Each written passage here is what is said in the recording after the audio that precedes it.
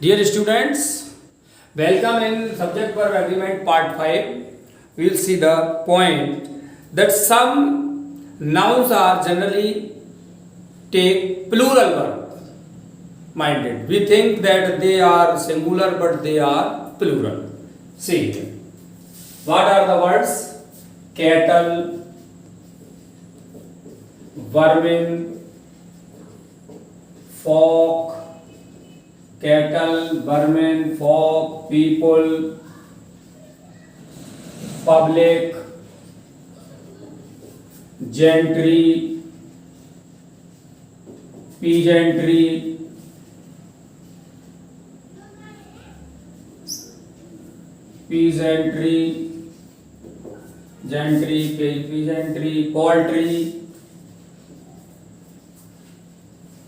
poultry, cavalry. Clear? Sheep and deer, etc. इन सबको English में क्या करते हैं? प्लूरल कंसीडर करते हैं.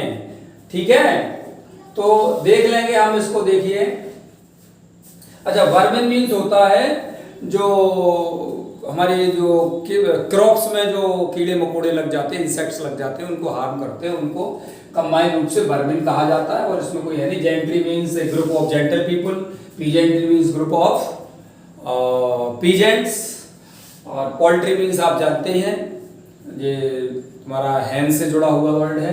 कैवेलरी मीन्स होता है army that moves on horse, घुड़सवार सेना हिंदी में कहते हैं. क्लियर? शीप और डियर आपके परिचय के शब्द, इसमें कुछ भी ऐसा नहीं है. These words are consider plural. Clear? देखिए, कैटल आर ग्रेजिंग हियर. ठीक है, तो कैटल को प्लूरल ले लिया है. समझ में आ गई बात? इसमें जो सीप और डियर है इनको थोड़ा सा देख लीजिए. सीप अगर सिंगल सीप के लिए करना है तो ए सीप लिखना पड़ेगा, और डियर को सिंगल के लिए करना है तो ए डियर. अगर आप ए नहीं लगाते हैं तो ये प्लूरल वर्ब ले लेंगे. ठीक है, इसके बाद इसमें कुछ पॉइंट कुछ ज्यादा नहीं है, केवल इनको ध्यान रखना है, और सरल भी है, कुछ कठिन भी नहीं है. पॉइंट नंबर हम 12 लेते हैं. 12 पॉइंट में हम क्या देखते हैं कि यदि सब्जेक्ट की जगह पे क्या हो, इन्फिनिटिव हो यानी कि टू डू हो, क्या हो, सब्जेक्ट टू डू हो, या डूइंग हो यानी कि जीरंड हो. क्लियर? या फिर कोई सेंटेंस हो. क्या लिख दिया मैंने? सेंटेंस. तो अगर ये सिंगल चीजें आती है तो वर्ब कैसी आएगी? सिंगुलर. क्लियर? देखिए किस तरह से, दैट ही हैज पास्ड. इस तरह से देखते हैं तो ज्यादा क्लियर हो जाएगा. That you have passed is true. That you have passed is true.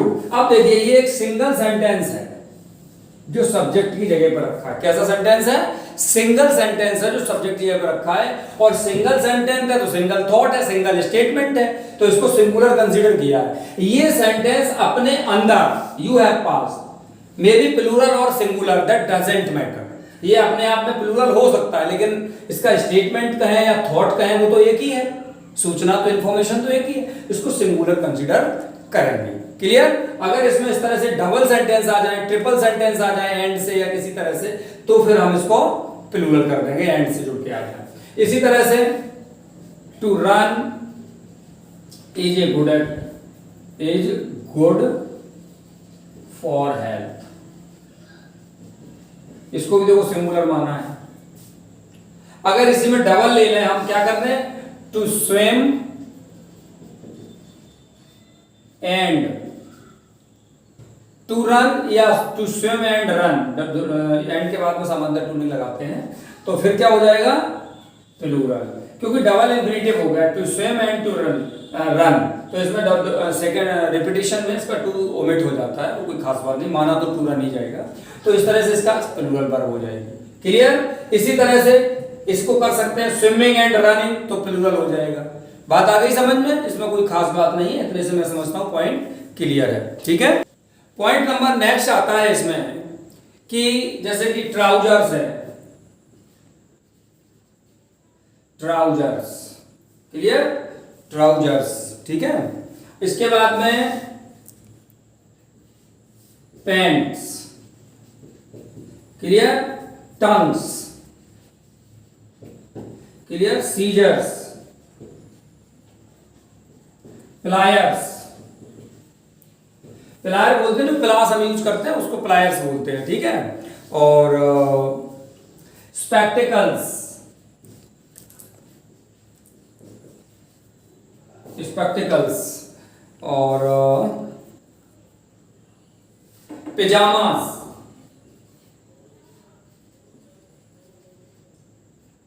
पिजामास, ETC ये वर्ड्स हैं।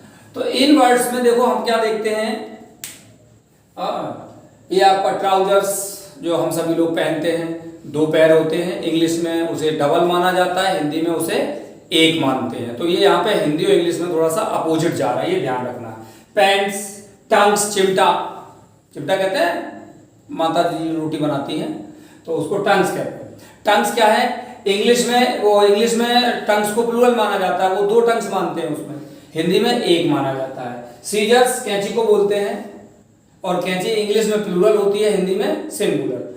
ऐसे प्लायर्स, प्लास कहते हैं, बहुत प्रकार के प्लास आते हैं और मैनी काइंड्स, तो उसमें भी हिंदी में सिंगुलर मानते हैं, इंग्लिश में प्लूरल। स्पेक्टिकल्स, चश्मा, हिंदी में एक चश्मा लगाते हो, इंग्लिश में 2 चश्मे लगाते हो, 2 से मतलब उसको प्लूरल मानते हैं, क्लियर। इसी तरह पिजामा, पिजामा हिंदी में पहनोगे तो एक पहनोगे, इंग्लिश में पहनोगे तो 2 पहनोगे, समझ लेना इस चीज को। ये मैं थोड़ा सा जॉक में बोल रहा हूँ कि माता जी जो है हिंदी में काटेंगी तो कपड़ा कोई काट रही है, कागज काट रही है, तो हिंदी में वो एक कैंची से काटेंगी और इंग्लिश में 2 कैंचियों से काटेंगी, ध्यान रखना। चपाती उठाएंगी तो हिंदी में उठाएंगी तो एक चिमटे से, इंग्लिश में उठाएंगी तो 2 चिमटों से, एक हाथ से।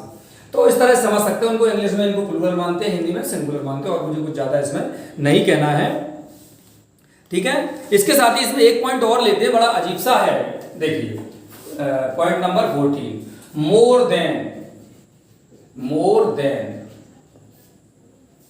इसको कंसीडर करना बहुत जरूरी हो जाता है। जैसे कि जब हम लिखते हैं मोर देन 1 बॉय, अब इसका सेंस निकालो तो क्या निकल गया, मोर देन 1 बॉय, माने बॉय कोई ऐसा तो है नहीं कि 1.5 हो जाए, 1.25 हो जाए, बॉय होगा, मोर देन 1 होगा तो 2 ही होगा। सेंस प्लूरल का है, लेकिन वर्ब कौन सी आएगी, सिंगुलर वर्ब आएगी, इसमें क्या आएगी, सिंगुलर, ठीक है, वर्ब सिंगुलर आएगी। अगर यहां पे हम मोर देन 2 बॉयज कर देते हैं तब प्लूरल आएगी, क्या आएगी, प्लूरल। मीन्स हमें इस पॉइंट के मामले में एक ही चीज ध्यान रखनी है कि मोर देन का सेंस चाहे कुछ भी निकलता रहे, मोर देन का हमारे नाउन के नंबर पर कोई भी इफेक्ट नहीं पड़ता है। सेंस भले यहाँ पहले वाले में, सेकंड में तो कोई दिक्कत नहीं है, मोर देन 2 माने 3 या उससे ज्यादा हो सकते हैं, तो यहाँ पे तो प्लूरल होना ही है। लेकिन यहाँ पे थोड़ा सा कंफ्यूजन बच्चों को हो सकता है जो सेंस निकाल लेंगे, लेकिन जिन्हें पता होगा कि मोर देन का नाउन के नंबर पर कोई भी इफेक्ट नहीं पड़ता है तो वो सीधा 1 बॉय देख के सिंगुलर कर देंगे, 2 बॉयज देख के प्लूरल कर देंगे। लेकिन इसमें एक पॉइंट और है, देखिए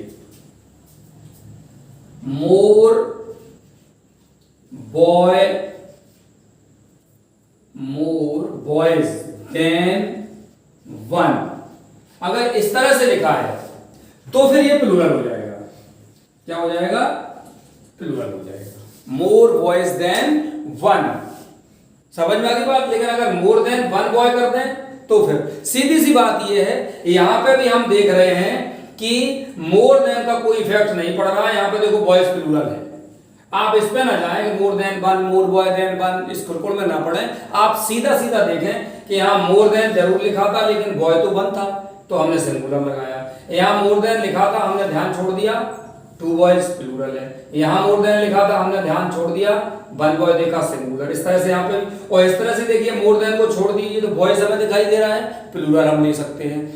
बस इतना ऐसा ही बात है। Thank you. इसमें नेक्स्ट पॉइंट हम देखते हैं कि when a singular noun is repeated after a preposition, specially the preposition is after. देखिए सिंगुलर नाउन प्लस प्रीपोजिशन, और प्रीपोजिशन जनरली हमें क्या मिलता है, आफ्टर। कोई दूसरा प्रीपोजिशन भी हो सकता है, जनरली आफ्टर मिलता है। और इसके बाद में फिर से सिंगुलर नाउन है ना, द सेम सिंगुलर नाउन या the same noun. Same noun means यही वाला, ठीक है। ऐसी स्थिति में क्या होता है कि सेंटेंस का सिंगुलर नाउन ये होते हुए भी सेंटेंस का जो सेंस निकलता है वो प्लूरल का निकलता है। क्लियर। और वर्ब आती है सिंगुलर की। बड़ी अजीब सी बात है, आप देख सकते हैं। देखिए एग्जाम्पल देखते हैं। शिप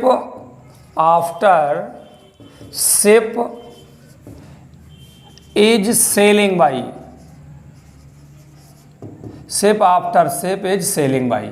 जहाज के पीछे जहाज निकल रहे हैं, जहाज के बाद जहाज निकल रहा है। तो कितने जहाज निकल रहे हैं, कितने शिप निकल रहे हैं? डेफिनेटली मोर देन वन है, बहुत सारे शिप निकल रहे हैं, है ना। लेकिन वर्ब कौन सी आई है, प्लूरल। और सेंस कैसा, बस सॉरी बेटा, वर्ब कौन सी आई है, सिंगुलर। और सेंस क्या निकल रहा है, प्लूरल। इसी प्रकार से एक और देखते हैं, village after village has been electrified.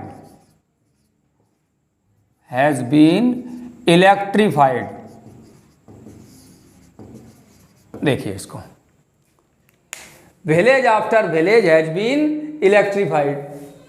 चलिए, गांव के बाद विलेज का इलेक्ट्रिफिकेशन किया गया। तो कितने विलेज का हुआ? Definitely there are many villages, thousands of villages have been electrified.